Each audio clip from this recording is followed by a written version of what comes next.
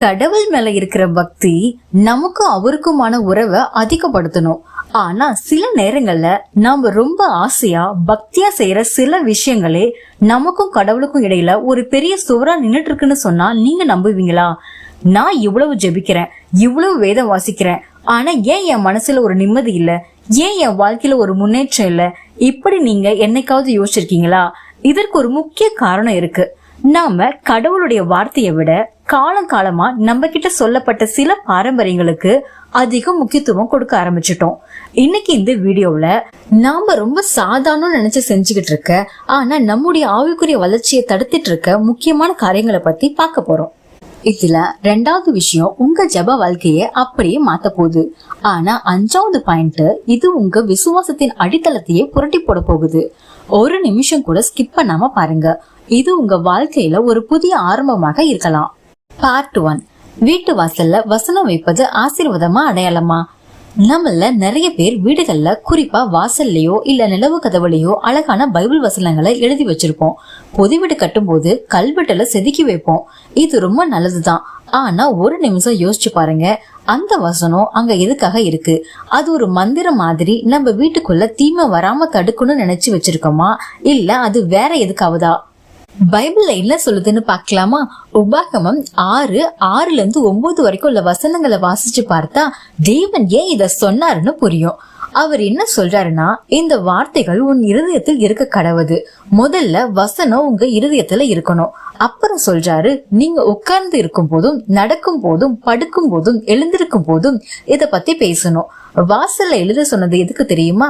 நீங்க வீட்டுக்குள்ள போகும் போதும் வெளியே வரும் போதும் அந்த வசனத்தை பார்த்து, ஆமா தேவன் என் கூட இருக்காரு, நான் அவர் வழியில நடக்கணும்னு உங்களுக்கு அந்த வசனம் ஞாபகப்படுத்திக்கிட்டே இருக்கணும். அதுக்காக தான். ஆனா இன்னைக்கு நம்ம என்ன பண்றோம்? வாசல்ல வசனம் இருந்தா போதும், ஆசீர்வாதம் தானா வரும்னு நினைக்கிறோம். வசனம் செவுத்துல மட்டும் இருந்தா போதாது, அது நம்ம செயல்ல இருக்கணும். வசனம் ஒட்டுறது தப்பு கிடையாது, அது ரொம்ப நல்ல விஷயம். ஆனா அத ஒரு ஷோ பீஸ் மாதிரியோ இல்ல மந்திர தகடு மாதிரியோ பார்க்காம அத ஒரு வழிகாட்டியா பார்க்கணும். அந்த வசனத்தை நீங்க வாசிக்கணும், உங்க பிள்ளைகளுக்கு சொல்லி கொடுக்கணும். இப்போ உங்ககிட்ட ஒரு கேள்வி, உங்க வீட்டு வாசல்ல என்ன வசனம் இருக்கு? அந்த வசனம் உங்க வாழ்க்கையில என்ன மாற்றத்தை கொடுத்திருக்கு? மறக்காம கமெண்ட்ல சொல்லுங்க. செகண்ட் 1, மனப்பாடம் செய்த ஜபமும் மாறாத வாழ்க்கையும். ஒரு சின்ன கற்பனை பண்ணி பாருங்க. ஒரு குழந்தை தன் அப்பா கிட்ட வந்து ஒரு பேப்பர்ல எழுதி வச்சுக்கிறத பார்த்து, அப்பா எனக்கு பசிக்குது, சாப்பாடு போடுங்க அப்படின்னு ஒரு 100 தடவை வாசிச்சுட்டு போனா அந்த அப்பாவுக்கு எப்படி இருக்கும்? அது ஒரு மிஷின் மாதிரி இருக்கும்ல. ஆனா அதே குழந்தை ஓடி வந்து அப்பாவை கட்டி பிடிச்சு, அப்பா எனக்கு ரொம்ப பசிக்குதுப்பா அப்படின்னு ஒரு அன்பு கலந்த வார்த்தைய உருக்கத்தோட சொன்னா அந்த அன்புல ஒரு உயிர் இருக்கும். இதுதான் உண்மையான ஜபம். நாமளும் நம்ம பரமபிதா கிட்ட இப்படிதான் பேசணும்னு அவர் எதிர்பார்க்கிறாரு. ஆனா நாம என்ன பண்றோம்? சின்ன வயசுல இருந்தே சில ஜபங்களை மனப்பாடம் பண்ணி வச்சிருக்கோம். சாப்பிடறதுக்கு முன்னாடி ஒரு ஜபம், தூங்குறதுக்கு முன்னாடி ஒரு ஜபம். ஆனா என்னைக்காவது உங்க மனசுல இருக்கிற பாரத்தை, உங்க சந்தோஷத்தை, உங்க வலிய ஒரு நண்பன் கிட்ட பேசுற மாதிரி கடவுள் கிட்ட பேசிருக்கீங்களா? இல்ல வெறும் வார்த்தைகளை மட்டும் ஒப்புவிச்சுட்டு வரீங்களா? இத குறிச்சு பைபிள் என்ன சொல்லிருக்கு? மத்தேயு 6:7 ஏசு இத பத்தி ஒரு எச்சரிக்கைய தராரு. அஞ்ஞானிகளை போல வீண் வார்த்தைகளை அளப்பாதேயுங்கள், அவர்கள் அதிகமாய் பேசுகிறதினால் தங்கள் வேண்டுதல் கேட்கப்படும் என்று நினைக்கிறார்கள். தேவன் உங்க வார்த்தைகளின் எண்ணிக்கையை பார்க்கல, உங்க இருதயத்தின் ஆழத்தை பாக்குறாரு.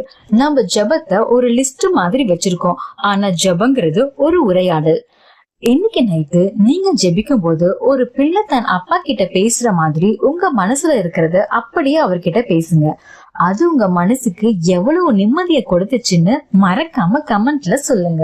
தேர்ட் 1, பைபிள்ல தலையணைக்கு அடியில வச்சா பாதுகாப்பு கிடைக்கும்னு நம்புறது. நம்மள நிறைய பேர் வீட்டுல கெட்ட கனவு வருதுனாலோ இல்ல புது வீட்டுக்கு போனா பயமா இருக்கும்னாலோ உடனே ஒரு வேலை செய்வோம்.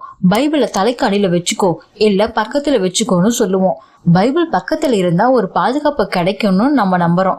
ஆனா ஒரு நிமிஷம் யோசிச்சு பாருங்க, ஒரு இருட்டு அறையில இருக்கிற ஒருத்தருக்கு ஒரு டார்ச் லைட்டை கையில கொடுத்தா மட்டும் பயம் போயிடாது. அந்த டார்ச் லைட்டை ஆன் பண்ணி வெளிச்சத்தை பார்த்தாதான் பயம் போகும்னு சொல்லி கொடுக்கணும். அது போல பைபிள ஒரு மந்திர புஸ்தகம் போல தலைக்கு அடியில வச்சா பயம் போகாது. அந்த வார்த்தை உங்க உள்ளத்துக்குள்ள போகும்போதுதான் இருள் விலகும். பைபிள்ல என்ன சொல்லுது பாருங்க, சங்கீதம் 4:8 தாவீது ராஜா என்ன சொல்றாரு? சமாதானத்தோடு படுத்துக்கொண்டு நித்திரை செய்வேன், கர்த்தாவே நீர் ஒருவரை என்னை சுகமாய் தங்க பண்ணுகிறீர். தாவீது என் பக்கத்துல வேதச்சொல் இருக்கு, அதனால நான் தூங்குறேன்னு சொல்லல. கர்த்தாவே நீர் ஒருவரை என்னை சுகமாய் தங்க பண்ணுகிறீர்னு சொல்றாரு. இன்னொரு அழகான வசனம் நீதிமொழிகள் 3:24, நீ படுக்கும் போது பயப்படாதிருப்பாய், நீ படுத்துக் கொள்ளும் போது உன் நித்திரை இன்பமாய் இருக்கும். ஏன் பயமில்லாத நித்திரை வரும்? அதுக்கு முன்னாடி இருக்கிற வசனங்கள் சொல்லுது, தேவனுடைய ஞானமும் புத்தியும் உன் கண்ணை விட்டு பிரியாதிருந்தாள்னு. அதாவது வசனத்தை நம்ம வாசிச்சு நம்ம இதயத்துல வைக்கும் போதுதான் அந்த பயம் நீங்கும். பைபிளை மதிக்கிறது ரொம்ப நல்லது, ஆனா அத ஒரு தாயத்து மாதிரியோ இல்ல மந்திர பொருள் மாதிரியோ பயன்படுத்த கூடாது. இருளுக்கு பயப்படுறவங்க டார்ச் லைட்டை ஆன் பண்ணுங்க, பைபிளை திறந்து வாசிங்க. உங்க வீட்டுல நீங்க இல்ல உங்க பசங்க பயப்படும் போது என்ன பண்ணுவீங்க? பைபிளை வாசிச்சு காமிப்பீங்களா இல்ல பக்கத்துல வைப்பீங்களா? கமெண்ட்ல சொல்லுங்க. 4th one, ஒரு குறிப்பிட்ட இடத்துக்கு போனாதான் ஆசீர்வாதமா? அடுத்ததாக நம்ம பார்க்க போறது ஒரு முக்கியமான விஷயம். நிறைய பேர் நினைப்பாங்க, ஒரு குறிப்பிட்ட ஊருக்கு போனாதான் இல்ல ஒரு குறிப்பிட்ட விசேஷமான கட்டிடத்துக்கு போனாதான் எனக்கு அற்புதம் நடக்கும், அங்கதான் கடவுள் அதிகமா இருக்காருன்னு. அதனால வருஷத்துக்கு ஒரு முறை ரொம்ப கஷ்டப்பட்டு தூரமான இடங்களுக்கு பயணம் செய்வாங்க. ஆனா ஆண்டவர் இயேசு இத பத்தி என்ன சொல்றாருன்னு பாருங்க. யோவான் 4வது அதிகாரத்துல ஒரு சமாரிய பெண்ணுக்கு இயேசு கொடுத்த பதில் ரொம்ப ஆச்சரியமானது.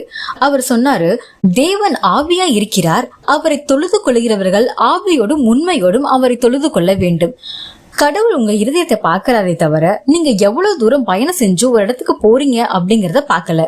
ஆசீர்வாதம் இடத்துல இல்ல, நீங்க தேவனோடு வச்சிருக்கிற உறவுல தான் இருக்கு. நீங்க எங்க இருந்தாலும் அவர் உங்க கூடவே இருக்காரு.